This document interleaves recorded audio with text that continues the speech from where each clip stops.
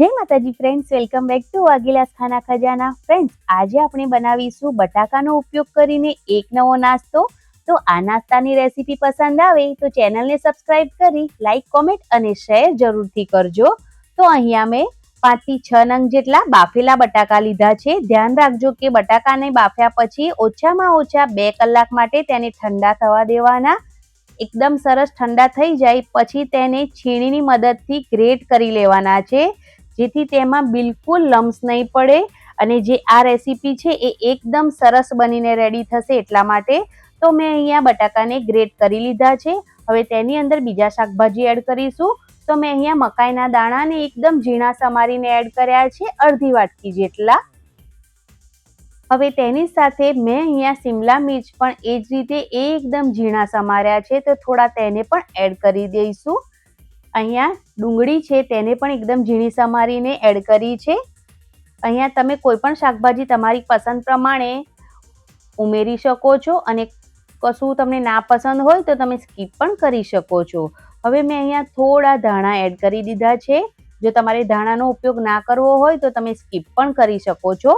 હવે થોડા મસાલા એડ કરવાના છે. તેની પહેલા અહીંયા આદુ અને લસણની થોડી પેસ્ટ ઉમેરી લઈશું.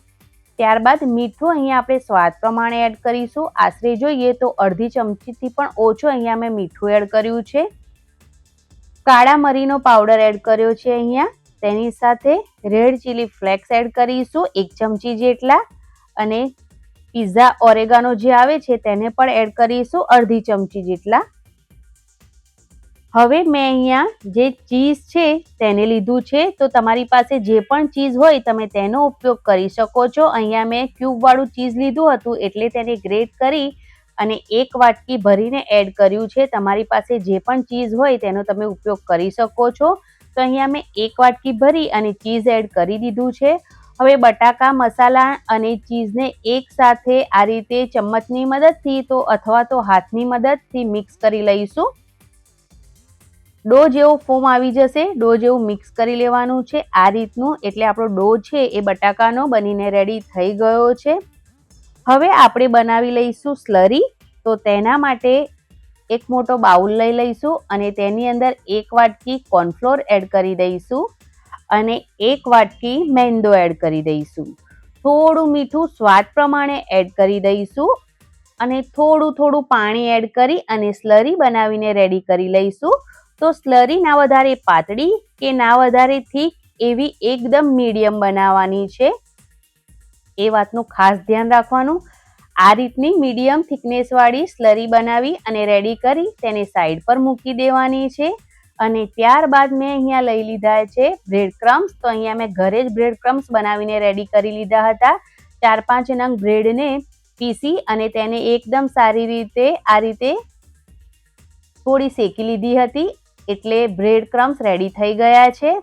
હવે જે માવો બનાવીને રાખ્યો છે આપણે બટાકાનો ડો, તેના બોલ્સ બનાવી લઈશું. તો તેના માટે હાથને થોડો પાણીવાળો કરી લઈશું, જેથી જે આ બોલ્સ બનાવીએ ત્યારે હાથમાં ચોંટે નહીં. એટલા માટે તો આ રીતે પ્રેસ કરી અને એકદમ નાના બોલ્સ બનાવીને રેડી કરી લઈશું. તો તમારે જે પ્રમાણે સાઈઝમાં બોલ્સ બનાવવાના હોય એ પ્રમાણે તમે બોલ્સ બનાવીને રેડી કરી શકો છો.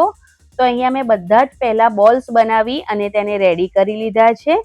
બોલ્સ બનીને રેડી થઈ જાય એટલે પછી તમે અહીંયા અંદર થોડું ચીઝ પણ એડ કરી શકો છો, જો તમારે વધારે ચીઝવાળા બોલ્સ બનાવવા હોય તો. પણ મેં અહીંયા વધારે ચીઝ નથી એડ કર્યું.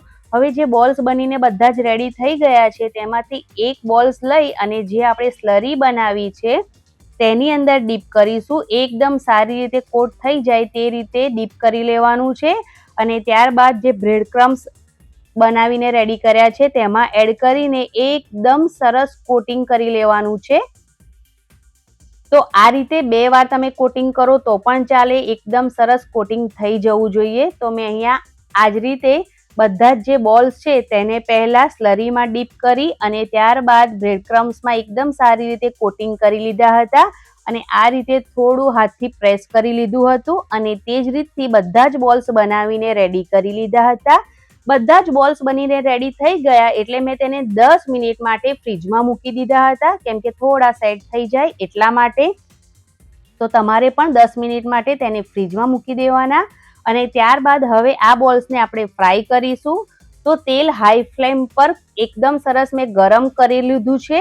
ત્યારબાદ બોલ્સ એડ કરીશું. તો જે તેલનું ટેમ્પરેચર છે એ બરાબર હોવું ખૂબ જ જરૂરી છે. જો વધારે પડતું ગરમ હશે તો અંદરથી ચીઝ કાચી રહેશે, અને ઠંડુ હશે તો જે બોલ્સ છે એ ઓઇલી બનશે. એટલા માટે તો ઉપરથી પણ થોડું તેલ આ રીતે એડ કરી દેવાનું. અને આ બોલ્સ માત્ર 1.5 થી 2 જ મિનિટમાં એકદમ સારી રીતે ફ્રાય થઈ જાય છે. અને જો તમે તેથી વધારે ફ્રાય કરવાની કોશિશ કરશો તો તેમાં રહેલું ચીઝ બહાર આવી જશે. એટલે તેને 1.5 થી 2 મિનિટ માટે જ ફ્રાય કરવાના છે. હાઈ ગેસની ફ્લેમ પર મેં અહીંયા એકદમ સારી રીતે બોલ્સ છે તેને ફ્રાય કરી લીધા છે. તો ચાલો તેને સર્વ કરી લઈએ. તો આ જે બોલ્સ છે એ બહારથી એકદમ ક્રિસ્પી અને અંદરથી એકદમ ચીઝી બનીને રેડી થઈ ગયા છે. તો તમે આ રેસીપીને કયા નામથી ઓળખો છો તે મને કોમેન્ટ બોક્સમાં જરૂરથી જણાવજો. આ વિડીયોને વધારે ને વધારે શેર જરૂરથી કરજો. રેસીપી પસંદ આવી હોય તો પ્લીઝ ચેનલને જરૂરથી સબસ્ક્રાઈબ કરજો. Thanks for watching. જય માતાજી. આવજો.